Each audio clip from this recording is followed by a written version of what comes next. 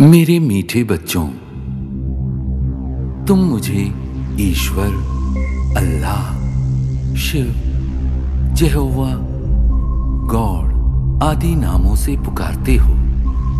तुमने मेरे लिए मंदिर, मस्जिद, चर्च एवं गुरुद्वारे बनवाए। तुमने वेद शास्त्र और कई प्रकार की धर्म पुस्तकें लिखी। मेरे पास पहुंचने के लिए तुमने पूजा, अर्चना, तप आदि किए। तुमने मेरे नाम पर अनेक युद्ध किए और मेरे लिए कई त्याग व बलिदान दिए। लेकिन दुर्भाग्यवश न तो मुझे कोई भी प्राप्त कर सका और न ही मेरे पास पहुंच पाया। वास्तव में मुझे जानने से पहले तुम्हें ये जानना और महसूस करना है कि तुम स्वयं कौन हो। तुमने अज्ञानतावश स्वयं को भौतिक शरीर मान लिया है, इसलिए तुम जाति, धर्म, रंग, भाषा व राष्ट्रीयता के नाम पर भेदभाव करते हो। स्थूल नेत्रों से दिखाई देने वाला तुम ये नश्वर शरीर नहीं हो। तुम तो अविनाशी आत्मा हो, जो भ्रिकुटी के मध्य में स्थित होकर इस शरीर को नियंत्रित करती हो। अतः स्वयं को शरीर द्वारा कर्म करने वाली आत्मा अनुभव करो।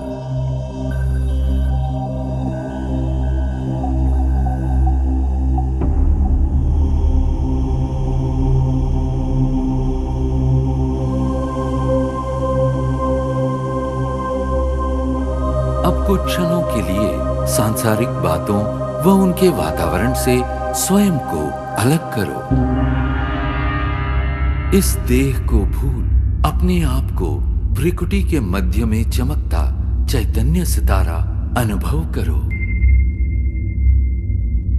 वास्तव में तुम यही हो, अति सूक्ष्म ज्योतिर्बिंदु आत्मा। अब क्रमशः तुम्हारी यात्रा आरंभ होती है। इस भौतिक दुनिया और देह से ऊपर उठकर नीले गगन की ओर।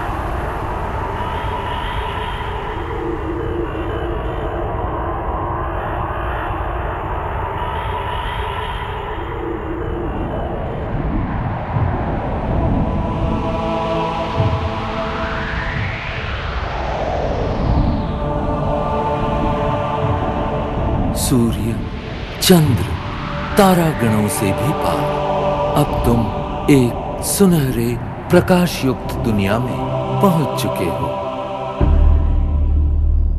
ये वो आत्माओं की दुनिया है जिसे ब्रह्मलोक, शांति धाम, मुक्ति धाम व परम धाम कहा जाता है। ये मधुर शांतिपूर्ण दुनिया तुम आत्माओं का और मेरा भी मूल निवास स्थान है। मैं तुम आत्माओं का पिता, परम पिता परमात्मा शिव हूं। तुम आत्माओं की तरह मैं भी अति सूक्ष्म हूं। ज्योतिर्बिंदु होते हुए भी ज्ञान गुणों में सिंधु के समान हूं। मैं सर्वशक्तिमान जन्म मृत्यु के चक्र से परे होने के कारण सदा पावन हूं। तुम सब आत्माएं मेरी प्रिय संतान हो। प्रारंभ में तुम आत्माएं भी मेरे साथ परम धाम में ही निवास करती थी। बाद में तुम जन्म और कर्म का अविनाशी अभिनय करते सृष्टि नाटक मंच पर अवतरित होते हो।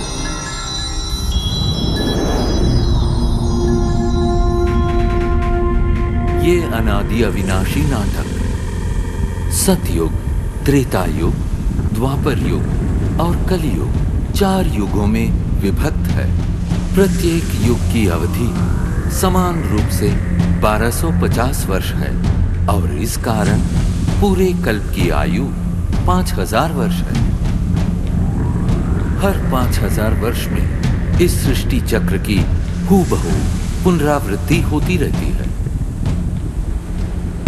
कल्प के आरंभिक काल में सभी प्राणी और प्रकृति के 5 तत्व पावन थे। उस समय संसार सुख, शांति और आनंद से परिपूर्ण था।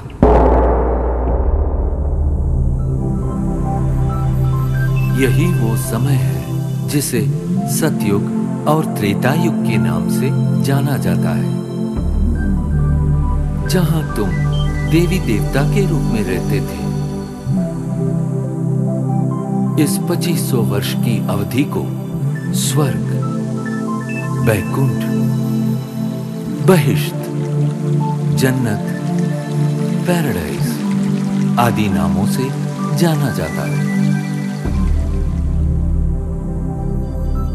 सतयुग अर्थात स्वर्ण युग में श्री लक्ष्मी और श्री नारायण का अटल अखंड राज्य था।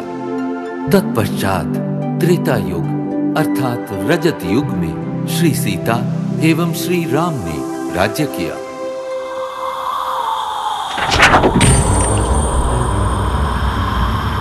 द्वापर युग में देहभान के कारण तुम विकारों में प्रविष्ट हो गए और इस कारण अपनी शक्तियां खोने लगे। इस अवधि में भिन्न भिन्न धर्म पिताएं आए और अपना धर्म स्थापित किए। प्रारंभ में इन धर्मों की स्थापना सारी मानव जाति को एक सूत्र में बांधने और उनका सही मार्ग प्रदर्शन करने के लिए हुई थी।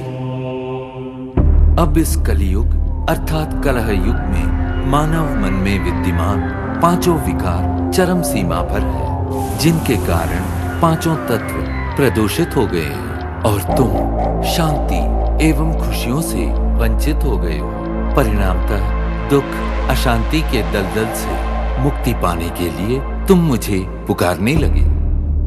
यदा यदा हि धर्मस्य ग्लानिर्भवति भारत अभ्युत्थानमधर्मस्य तदात्मानं सृजाम्यहम् परित्राणाय साधूनां विनाशाय च दुष्कृताम् धर्म संस्थापनार्थाय संभवामि युगे युगे।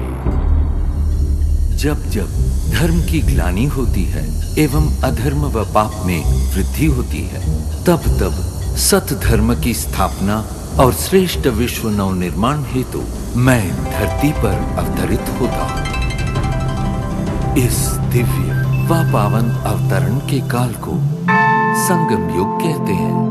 कलियुग और सतयुग के संगम का ये समय अत्यंत कल्याणकारी है। गीता में दिए इन वचनों के अनुसार अब भारत भूमि पर मेरा अवतरण हो चुका है। प्रजापिता ब्रह्मा के साकार मानवीय तन में मैं प्रविष्ट एवं सन्निविष्ट होकर सहज गीता ज्ञान एवं राजयोग द्वारा तुम आत्माओं को पावन बनाने का महान कार्य कर रहा हूं। अब तुम देह सहित देह के